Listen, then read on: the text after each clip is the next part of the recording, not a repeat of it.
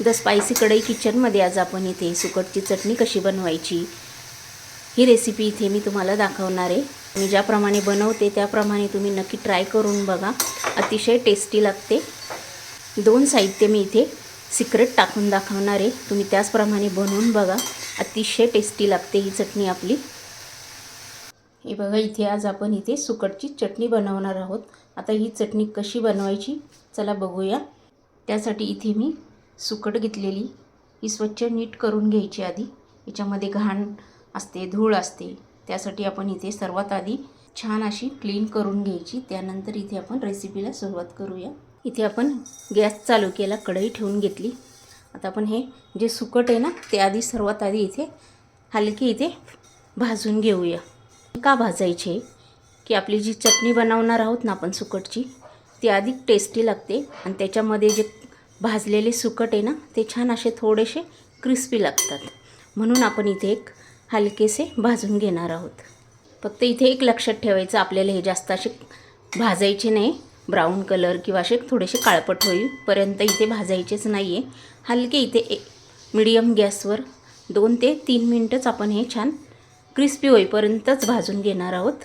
हे बघा, इथे हलका एक थोडासा इथे आपण कलर चेंज झालेला आहे आणि ह्याच स्टेपला आपण आता हे लगेच काढून घेणार आहोत। गॅस बंद केलेला आहे आणि गरम कढईमध्येच आपण हे 1 मिनिट छान याला खालीवर असे मिक्स करून घ्यायचे, म्हणजे ते अधिक अजून क्रिस्पी होतात। गॅस लगेच बंद करायचा। आता हे मी काढून घेते।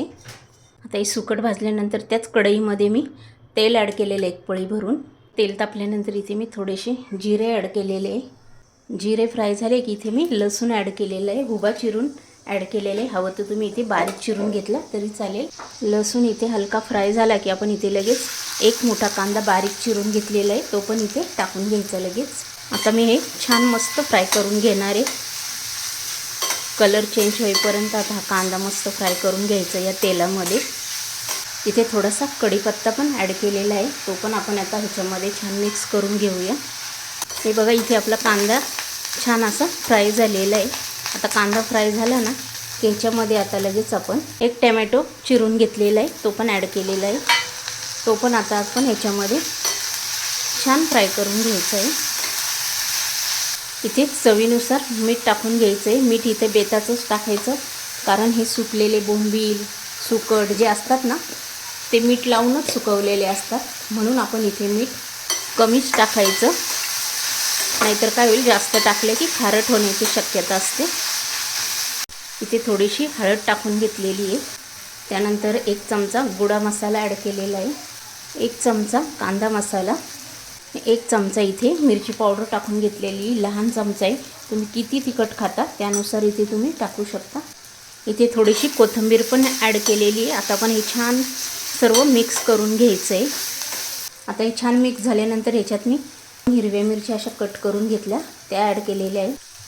आता आपण जे सुकट भाजून घेतले होते ते याच्यामध्ये ॲड करून घ्यायचे। गॅस हा मीडियमच ठेवायचा आणि सर्व याच्यामध्ये मिक्स करून घ्यायचं आहे आपल्याला। हवं तर तुम्ही सुकट हे भाजल्यानंतर पाण्यामध्ये थोड्या वेळ भिजत ठेवली तरी चालेल। मी ज्याप्रमाणे बनवते त्याप्रमाणे तुम्ही बनवून बघा, अतिशय टेस्टी लागतात।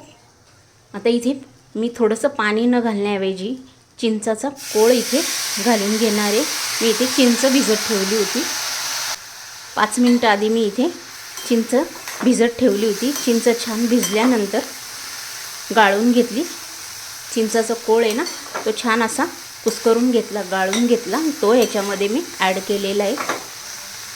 तुम्ही एकदा अशी ट्रिक करून बघा, खूप छान लागते ही चटणी। आता आपण इथे 2च मिनिटात ही छान होऊन देणार आहोत। हे पटकन याच्यामध्ये शिजले जातात, काही वेळ लागत नाही ह्याला फार। इथे छान चिंचाचं पाणी टाकून घेतलं होतं ना, ते छान इथे आटले गेलेले आहे। इथे आपण अर्धा लिंबू पिळून घ्यायचा आहे। आपलं सिक्रेट हेच आहे की अर्धा लिंबून त्यानंतर इथे मी जे चिंचाचा कोळ घालून घेतलेला आहे ना, या 2 गोष्टी टाकून तुम्ही ही चटणी बनवून बघा, अतिशय टेस्टी लागते। आता इथे मी थोडीशी कोथिंबीर पुन्हा ॲड करून घेतलेली आहे। इथे आपली कोथिंबीर पण इथे छान मिक्स करून घेतलेली आहे। हे बघा, आपली इथे चटणी तयार झालेली आहे सुकटची। तुम्हाला जर ही रेसिपी आवडली असेल तर पटकन लाईक करून घ्या। चॅनलवर जर नवीन असेल ना सबस्क्राईब करून घ्या आणि हा व्हिडिओ तुमच्या मित्रमैत्रिणींनाही शेअर करा. अशाच छान छान रेसिपी घेऊन आपण नेक्स्ट व्हिडिओमध्ये पुन्हा भेटूया. तोपर्यंत बाय.